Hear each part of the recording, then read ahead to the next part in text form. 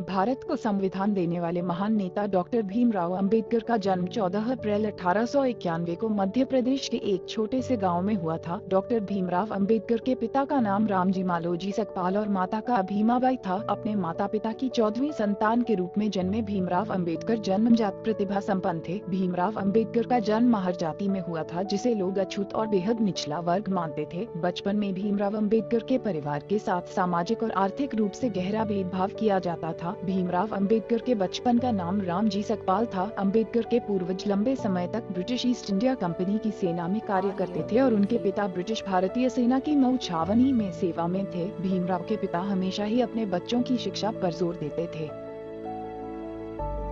भीमराव रामजी आम्बेडकर बाबा साहेब के नाम से लोकप्रिय भारतीय विधिवेता, अर्थशास्त्री, राजनीतिज्ञ और समाज सुधारक थे। उन्होंने दलित बौद्ध आंदोलन को प्रेरित किया और दलितों के खिलाफ सामाजिक भेदभाव के विरुद्ध अभियान चलाया। श्रमिकों और महिलाओं के अधिकारों का समर्थन किया। वे स्वतंत्र भारत के प्रथम कानून मंत्री एवं भारतीय संविधान के प्रमुख वास्तुकार थे। आम्बेडकर विपुल प्रतिभा के छात्र थे। इन्होंने कोलंबिया विश्वविद्यालय और लंदन स्कूल ऑफ इकोनॉमिक्स दोनों ही विश्वविद्यालयों से अर्थशास्त्र में डॉक्टरेट की उपाधि प्राप्त की। इन्होंने विधि, अर्थशास्त्र और राजनीति विज्ञान के शोध कार्य में ख्याति प्राप्त की। जीवन के प्रारंभिक करियर में वह अर्थशास्त्र के प्रोफेसर रहे एवं वकालत की। बाद का जीवन राजनीतिक गतिविधियों में बीता।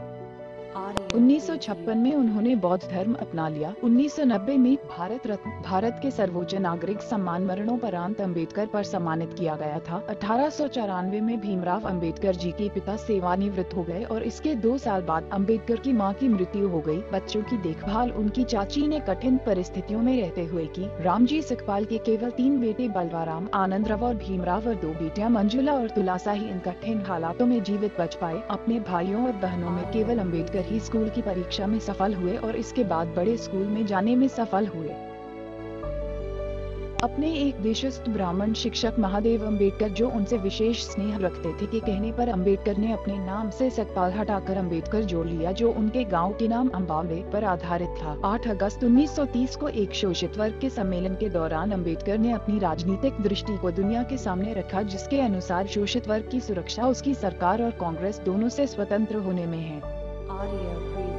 अपने विवादास्पद विचारों और गांधी और कांग्रेस की कटु आलोचना के बावजूद अंबेडकर की प्रतिष्ठा एक अद्वितीय विद्वान और विधिवेता की थी, जिसके कारण जब 15 अगस्त 1947 में भारत की स्वतंत्रता के बाद कांग्रेस के नेतृत्व वाली नई सरकार अस्तित्व में है, तो उसने अंबेडकर को देश का पहले कानून मंत्री के रूप में सेवा करने के लिए आमंत्रित किया, जिसे उन्होंने स्वीकार कर लिया। 29 अगस्त 1947 को अंबेडकर को स्वतंत्र भारत के नए संविधान की रचना के लिए बनी संविधान मसौदा समिति के अध्यक्ष पद पर नियुक्त किया गया। 26 नवंबर 1949 को संविधान सभा ने संविधान को अपना लिया।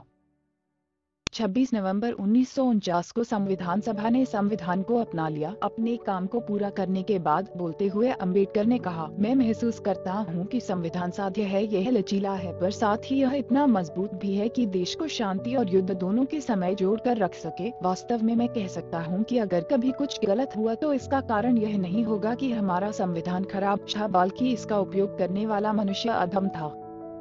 अगर वीडियो पसंद आया तो लाइक, कमेंट और शेयर जरूर करें और ऐसी ही रोचक जीवनियों के लिए हमारे चैनल को सब्सक्राइब करें। सब्सक्राइब करने के लिए वीडियो के नीचे सब्सक्राइब बॉक्स पर क्लिक करें। साथ ही नई वीडियो की जानकारी के लिए बेल आइकन पर क्लिक करें।